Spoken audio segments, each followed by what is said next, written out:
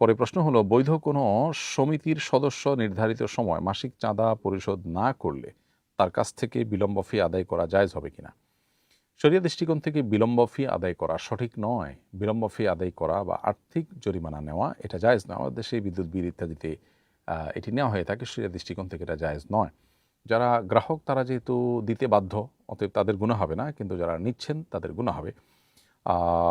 একান্ত যদি মনে হয় যে টাকা পয়সার ছাড়া অন্য কোনো জরিমানা দিয়ে আসলে এটা কন্ট্রোল করা যাবে না, তাহলে সেক্ষেত্রে আ সেটাকে ভিন্ন ফরম্যাটে করা যেতে পারে। যেমন আপনার সমিতিতে বা কোনো শিক্ষা প্রতিষ্ঠানে যদি এরকম পরিস্থিতি হয় যে আর্থিক জরিমানা ছাড়া কোনো উপায় না থাকে, তাহলে সেক্ষেত্রে তার অ্যাডমিশন ক্যানসেল হবে অপরাধ করলে। এরপর রিঅ্যাডমিশন লাগবে, রিঅ্যাডমিশন ফি দিবে তখন।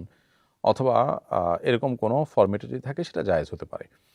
আর এই যে ফি যেটা আপনার বিলম্ব ফি যদি এটা নিয়ে থাকেন, তাহলে এটা আমানত হিসেবে থাকবে এবং একটা সময় পার হওয়ার পর আপনি যার কাছ থেকে আদায় করেছেন তাকে ফেরত দিবেন। অর্থাৎ আপনি নিলেন, কিছুকাল তা রাখার পর একটা সময় তাকে ফেরত দিলেন। তাতে তার বোধোদয় হওয়ার সুযোগও তৈরি হলো।